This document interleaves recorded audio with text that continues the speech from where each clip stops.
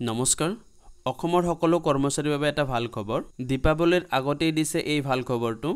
খবৰটো হৈছে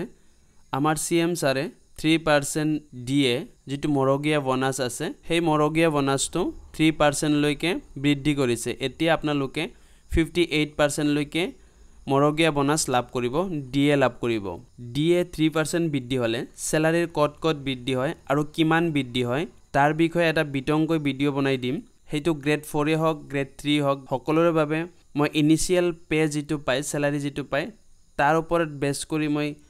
ডিএ টো হিসাব কৰি দিম তেতিয়া হলে আপোনালোকে নিজৰ স্যালাৰিটোৰ পৰা 3% ডিএ বৃদ্ধি হলে কিমান বাঢ়িব হেতু আপোনালোকে হিসাব কৰি উলিয়াব পাৰিব আপোনালোকে এনেকুৱা ধৰণৰ ইনফৰমেটিভ ভিডিও পাবলৈ চেনেলটো সাবস্ক্ৰাইব কৰি ৰাখিব সাবস্ক্ৰাইব কৰিবলৈ কোনো ধৰণৰ পইচা নালাগে আৰু কাষত থকা বেল আইকনটো দবাই ল'ব যেতিয়াই মই নতুন ভিডিও আপলোড কৰো আপোনালোকৰ আগত গুছি যাব আৰু এইটো চেনেলত আপোনালোকে জেনুইন ভিডিও পাব গভৰ্ণমেণ্ট ইস্যুড অৰ্ডাৰবোৰ পাব তাৰ লগতে অথেন্টিক ভিডিওবোৰ আপোনালোকে পাব আমাৰ অসম চৰকাৰে এই অৰ্ডাৰটোৰ ওপৰত বেস কৰি আমাৰ ডিএ 3% টো ইনক্ৰিজ কৰিছে ইয়াত আপোনালোকে চাবলৈ পাইছে government of India ministry of finance department of expenditure এইটো অৰ্ডাৰ প্ৰকাশ পাইছে 6 অক্টোবৰ 2025 আৰু ইয়াত লিখা আছে এইটো সেন্ট্ৰেলত দিয়া অৰ্ডাৰ সেন্ট্ৰেলৰ যিমানবোৰ কৰ্মচাৰী আছে তেওঁলোকৰ বাবে এইটো দিয়া হৈছে আৰু এইটোৰ ওপৰত বেস কৰি কিন্তু আমাৰ অসম চৰকাৰেও 3% ডিএ টো ইনক্ৰিজ কৰিছে ইয়াত আপোনালোকে চাবলৈ পাইছে revision of rates of dearness allowance to central government employees effective from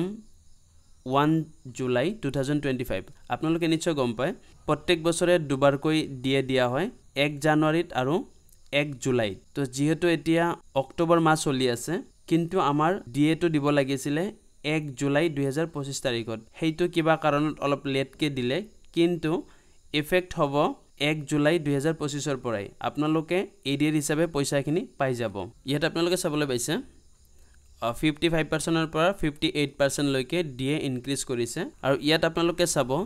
DA টো অকল বেসিক পে লগত মাল্টিপ্লিকেশন হয় আদার্স যিবোৰ এলাউন্স থাকে সেইবোৰৰ লগত কিন্তু মাল্টিপ্লাই নহয় আৰু পিছৰ ভিডিওত আপোনালোকৰ স্যালাৰি কিমান ইনক্ৰিজ হ'ব সেইখিনি আপোনালোকক দেখুৱাই দিম মোৰ চেনেলত স্যালাৰি ৰিলেটেড কিছুমান ভিডিও বনোৱা আছে আপোনালোকে চাই ল'ব তাৰ পৰা ডিএৰ অনুমানটো পাই যাব সো আজিৰ ভিডিও ইমানে ধন্যবাদ